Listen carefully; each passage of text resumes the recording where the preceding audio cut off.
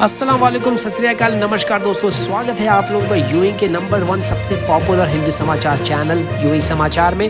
अगर आपने channel subscribe नहीं किया है तो चैनल जरूर सब्सक्राइब करें, घंटी जरूर बजाएं। समाचार अच्छा लगे तो लाइक जरूर करें और कमेंट सेक्शन में अपना कमेंट जरूर डालें। अगर आपको किसी भी किस्म की कोई भी इंक्वायरीज, कोई भी सवाल या कोई भी इंफॉर्मेशन चाहिए तो ये है आज के मुख्य समाचार। चेन्नई सुपर किंग के फास्ट बॉलर केएम आसिफ की जिंदगी भी एक बॉलीवुड स्क्रिप्ट यानी कि एक बॉलीवुड पिक्चर से कम नहीं है। ये बहुत ही साधारण परिवार से आते हैं। उनके पिता एक लेबरर हैं, उनकी माता एक गृहिणी और उनके भाई मेंटली चैलेंज हैं यानी कि मानसिक रूप से विकलांग, और उनकी बहन को ब्रेन ट्यूमर के लिए सर्जरी करने की आवश्यकता थी।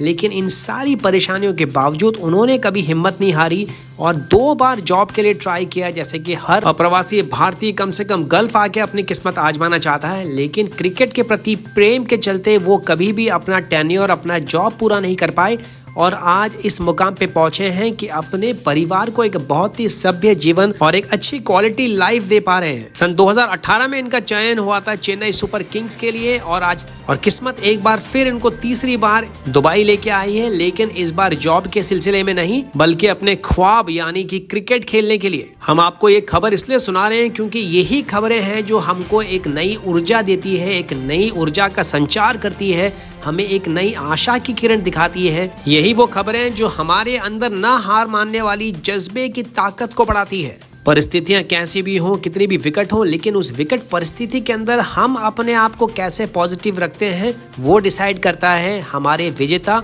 और न विजेता बनने में। 36 साल के गुरदीप सिंह गुराया और 46 साल के श्री चरणजीत सिंह अपनी नौकरी खोने के बाद में ये अपना मुश्किलों भरा समय काट रहे थे अजबान में, जब इन पे नजर पड़ी एक अप्रवासी पाकिस्तानी युवक और उनके एम्प्लॉयर यानी बॉस की। उसके बाद उन्होंने उनका वीडियो डाला सोशल मीडिया पे उनकी मदद करने के लिए, जिससे सही अथॉरिटीज के पास में इनकी गुहार पहुंचे। इस वीडियो पे नजर पड़ी श्री जोगिंदर सिंह सलारिया, जो की पहल चैरिटेबल ट्रस्ट नाम की एक समाज सेवी संस्था चलाते हैं, जो की लाइसेंस है इंटरनेशनल ह्यूमैनिटेरियन सिटी दुबई के द्वारा। वीडियो देखने के बाद इन्होंने तुरंत संपर्क किया इन दोनों से और उनके रहने का बंदोबस्त किया जबलाली स्थित अपने वेयर हाउस में। और अब इनके एम्प्लॉयर यानी कि इनकी कंपनी से संपर्क करके इनका वीजा कैंसिल करके इनके वापस भारत भेजने का बंदोबस्त किया जा रहा है। गौरतलब है कि गुरदीप सिंह गुराया अपने ठीक से पैर पे चल नहीं पाते हैं यूएई में हुए एक्सीडेंट के कारण, और अब बहुत खुश हैं कि कम से कम वो भारत पहुंच के अपने पैर का इलाज कर पाएंगे और वापस उनके आने की इच्छा है यूएई में पूर्ण रूप से ठीक होने के बाद। काफी सारी एयरलाइंस अब पार्टनरशिप कर रही है प्राइवेट हेल्थ ग्रुप्स के साथ में सस्ते कोविड-19 टेस्ट यात्रियों को मुहैया कराने के लिए। इसी के चलते दुबई की फ्लाई दुबई ने मंगलवार को अनाउंस किया है कि उन्होंने नया एग्रीमेंट किया है एस्टर डीएम हेल्थ केयर के साथ में, जिसके तहत केवल 180 दिरहाम में कोविड-19 का पीसीआर टेस्ट करवाया जाएगा। फ्लाई दुबई से यात्रा करने वाले तमाम लोग ये टेस्ट करवा सकते हैं एस्टर हॉस्पिटल के किसी भी 28 ब्रांचों में और क्लिनिक्स में दुबई और नदन एमिरेट्स यानी उत्तर में स्थित तमाम एमिरेट्स जैसे कि अजमान, रासल खेमा, शारजा और उमल क्वेन शामिल हैं। वहीं दूसरी ओर एयर अरेबिया और भारत की एयर इंडिया और उनकी सस्ती एयरलाइन एयर इंडिया एक्सप्रेस ने टाई अप किया है एनएमसी हेल्थ केयर ग्रुप के साथ में, जिसके थ्रू ये कोविड-19 के टेस्ट महज 150 दिरहाम में एनएमसी के सारे हॉस्पिटल्स और मेडिकल सेंटर्स पे किए जा सकते हैं। दुबई का सबसे पॉपुलर पारिवारिक कल्चरल इवेंट ग्लोबल विलेज अपनी सिल्वर जुबली के एडिशन की शुरुआत करने वाला है इस साल अक्टूबर 25 तारीख से। पिछले साल भारतीय पेविलियन को दिया गया था award best Pavilion for exceptional guest experience यानी कि मेजबानी के लिए सबसे उत्कृष्ट प्रदर्शन देने पर। की जानकारी के लिए ग्लोबल विलेज हर साल खाली सर्दियों में यानी कि जब मौसम अच्छा होना शुरू होता है, गर्मी कम होनी शुरू होती है, तभी शुरू होता है और ये चलेगा अप्रैल के महीने तक। एक बार फिर इस बार की दुबई ड्यूटी फ्री का मिलेनियर ड्रॉ का इनाम जीता है अप्रवासी भारतीय श्री लक्ष्मी वेंकटा टाटा राव गांधी, जो कि दुबई के रेसिडेंट हैं, और इन्होंने जीता है $1 मिलियन यानी कि 3.67 मिलियन दिरहाम का इनाम, जब इनका टिकट नंबर 4829 338 सीरीज का निकाला गया ड्रॉ में। इन्होंने ये टिकट खरीदा था ऑनलाइन अगस्त 29 तारीख को। सबसे रोचक बात यह है कि इनको केवल 1 साल ही हुए हैं दुबई में आए हुए, लेकिन पिछले 1 साल से लगातार टिकट खरीद रहे थे अपनी किस्मत आजमाने के लिए। की जानकारी के लिए, जब से दुबई ड्यूटी फ्री का करोड़पति टिकट का ये पूरा रैफल शुरू हुआ है, अब तक 168 भारतीय बन चुके हैं करोड़पति। आपकी जानकारी के लिए काफी लोगों ने ये सवाल भी पूछा है कि दुबई ड्यूटी फ्री का जो टोटल जो प्राइज मनी है वो है $1 मिलियन, यानी कि भारत के तकरीबन 7 करोड़ 20 लाख रुपए, और वहीं अबू धाबी ड्यूटी फ्री का जो टोटल प्राइस है वो है अगले ड्रॉ का 12 मिलियन दिरहम, यानी तकरीबन 24 करोड़ रुपए। लेकिन दोनों में फर्क क्या है? फर्क इतना है दोस्तों कि अबू धाबी का ड्यूटी फ्री का जो टिकट प्राइस है वो है केवल 500 दिरहम, और अगर आप 3 टिकट लेते हैं तो आप 1000 दिरहम में आपको मिल सकती है 3 टिकट। लेकिन फर्क सिर्फ इतना है कि अबू धाबी के टिकट बिक्री के ऊपर कोई लिमिट नहीं है, उन्हें कितनी भी टिकटें बेची जा सकती है, जितने भी लोग आएंगे, जितने भी लोग टिकट खरीदेंगे उन सबका ड्रॉ हुआ।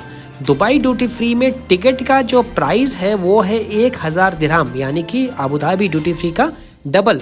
लेकिन प्राइज मनी जो है, जो विजेता को मिलता है वो है 7 करोड़ 20 लाख, यानी कि $1 मिलियन के लगभग। लेकिन फर्क ये है कि दुबई ड्यूटी फ्री केवल 5000 टिकटों की बिक्री ही करती है, इसलिए जीतने की राशि भी कम है, लेकिन आपकी जो संभावनाएं हैं वो भी ज्यादा है, क्योंकि केवल 5000 टिकट है। लेकिन अबू धाबी ड्यूटी फ्री में जीतने की राशि ज्यादा है, लेकिन टिकटें भी बढ़ सकती है, 5000 से ऊपर भी जा सकती है। इस बात पे निर्भर करता है कि इस महीने कितने टिकटों की बिक्री हुई है ड्रॉ से पहले। यूएई के minister of state for foreign affairs doctor Anwar Gargash ने खास तौर से कहा है, जो संधि हुई है इजराइल के साथ में, से फिलिस्तीनी लोगों के अधिकार को उल्टा ज्यादा बढ़ावा मिलेगा। इजराइल से होने वाली ये शांति संधि से किसी भी किस्म का कोई भी प्रभाव या नकारात्मक प्रभाव फिलिस्तीनियों के अधिकारों के ऊपर नहीं पड़ेगा। दूसरी तरफ उन्होंने जोर देके कहा है कि इस संधि से जो शांति वार्ता है, जो शांति का जो प्रोसेस है फिलिस्तीन और इजराइल के बीच में, उसको काफी मजबूती मिलेगी,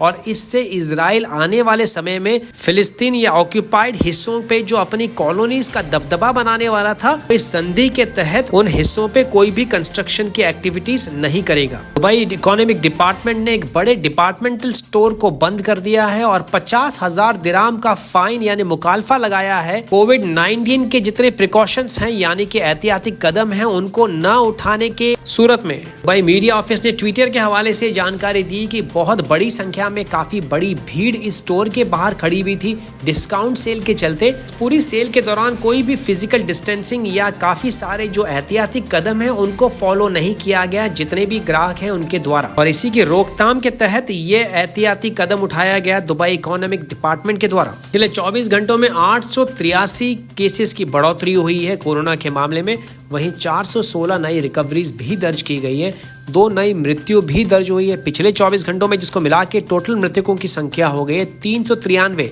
अब तक एक्टिव केसेस हैं संयुक्त राष्ट्र अमीरात में 8,229। ये आंकड़ा आया है 85,000 नए कोविड-19 के टेस्ट करने के बाद, मिनिस्ट्री ऑफ हेल्थ और प्रिवेंशन के आंकड़ों के मुताबिक। आपकी जानकारी के लिए मई 27 तारीख के बाद पहली बार आंकड़ा 800 के पार हुआ है, और ये चौथी बार सबसे हाईएस्ट रिकॉर्डेड संक्रमण की संख्या है यूएई में। इस साल यमन में यूएई के मानवीय अभियान के दूसरे चरण के रूप में यमन के बंदरगाह मोखा पर खाद्य सहायता लेकर एक यूएई सहायता जहाज पहुंचा है। यह सहायता यूएई के मानवीय विंग अमीरात रेड क्रिसेंट यानी ERC द्वारा हुदैदा गवर्नमेंट में चलाए जा रहे अभियान का हिस्सा है। सहायता बेत अल फगीह, अल हवक, अद दुरहिमी और अल तुहेता जिलों में वितरित की जा रही है। इस अभियान में संकट से जूझ रही अर्थव्यवस्था के कारण लगभग 42,000 लोगों को 300 टन बुनियादी खाद्य पदार्थों का वितरण किया जाएगा। ERC ने अपने पहले चरण में 44,000 लोगों को 6,000 फूड बास्केट वितरित किए थे। यूएई के राष्ट्रपति हिजान शेख खलीफा बिन जायद अल नाहयान के निर्देशों, अबू धाबी के क्राउन प्रिंस और यूएई सशस्त्र बलों के उप सर्वोच्च कमांडर हिजान शेख मोहम्मद बिन जायद अल नाहयान के सहयोग और उप प्रधानमंत्री राष्ट्रपति मामलों के मंत्री खलीफा बिन जायद अल नाहयान फाउंडेशन के अध्यक्ष हिजान शेख मंसूर बिन जायद अल नाहयान की निगरानी में अमीरात की टीमों ने दक्षिणी पाकिस्तान में बाढ़ से प्रभावित 75,000 लोगों को बचाया है। पाकिस्तान में यूएई के राजदूत हमाद ओबेद इब्राहिम अल जाबी, कराची में यूएई के महा वाणिज्य दूत डॉक्टर सलीम अली अल धनानी के साथ सिंध प्रांत का दौरा किया, जहां वह सिंध प्रांत के मुख्यमंत्री सैयद मुराद अली शाह से भी मिले। यात्रा के दौरान अलजाबी ने शाह से बाढ़ पीड़ितों के प्रति अपनी संवेदना भी व्यक्त की। यूएई ने संयुक्त राष्ट्र शैक्षिक, वैज्ञानिक और सांस्कृतिक संगठन यानी यूनेस्को द्वारा बनाए गए विश्व धरोहर स्थलों की अस्थायी सूची में रासल खेमा में जुल्फार, जजीरा अल हमरा का नाशपति शहर, शिमल और धाया के 4 ऐतिहासिक स्थलों को शामिल करने की घोषणा की है। सूची में अमीराती साइटों की संख्या बढ़कर 12 हो गई है। संस्कृति और युवा मंत्री और राष्ट्रीय शिक्षा, संस्कृति और विज्ञान समिति के अध्यक्ष नूरा बिन मोहम्मद अल काबी ने कहा, मुझे खुशी है कि रासल खेमा ने इन 4 महत्वपूर्ण साइटों को अब मिलाकर संयुक्त रूप से यूनेस्को के विश्व धरोहर स्थलों की यूएई की सूची में जोड़ा गया है। वे हमारी परंपराओं पर विशेष जोर देने के साथ हमारे इतिहास के लगभग 50,000 सालों का प्रतिनिधित्व करते हैं। जुल्फार सदियों से अंतर्राष्ट्रीय व्यापार के लिए एक बहुत ही महत्वपूर्ण बंदरगाह शहर था। सबकी जानकारी के लिए रासल खेमा का पुराना नाम था जुल्फार। इसी नाम के ऊपर अब एक बहुत ही महत्वपूर्ण फैक्ट्री भी है जो कि दवाइयां बनाती है, जुल्फार फार्मास्यूटिकल के नाम से मशहूर। ये थे अब तक के मुख्य समाचार। दोस्तों, अगर आपने चैनल सब्सक्राइब नहीं किया है तो चैनल जरूर सब्सक्राइब करें, घंटी जरूर बजाएं, जिससे आप तक पहुंचे यूएई के तमाम बड़े और मुख्य समाचार सबसे तेज और सबसे पहले। अगर आपको विजिट वीजा अप्लाई करनी है, फ्लाइट टिकट्स बुकिंग करनी है, और अगर आप दुबई आ रहे हैं जॉब की सर्च में और आपको यहाँ पे किसी भी किस्म के एकोमोडेशन की आवश्यकता है, तो आप हमारे संपूर्ण पैकेज का फायदा उठा सकते हैं। उसकी जानकारी के लिए आप नीचे डिस्क्रिप्शन बॉक्स में दिए गए ईमेल एंड व्हाट्सएप नंबर पर संपर्क करें एंड हमारी टीम आपको सारी जानकारियां प्रोवाइड करेगी। इसके अलावा अगर आपका कोई भी क्वेश्चन है तो कमेंट बॉक्स में भी आप लिख सकते हैं। और अगर आप पहली बार ये न्यूज चैनल देख रहे हैं तो सब्सक्राइब करना ना भूलें, घंटी जरूर बजाएं, जिससे आप तक पहुंचे यूएई के ताजा तरीन समाचार बिना किसी देरी के। तो मैं विजय चौधरी लेता हूँ आपसे इजाजत। मैं मिलूंगा कल नए ताजा समाचारों के साथ। चैनल को सब्सक्राइब, लाइक और शेयर करना ना भूलें। कल फिर मुलाकात होगी नए ताजा तरीन समाचारों के साथ। तब तक रखें अपना ख्याल। सत श्री अकाल, मा सलामा, शबा खैर, नमस्कार।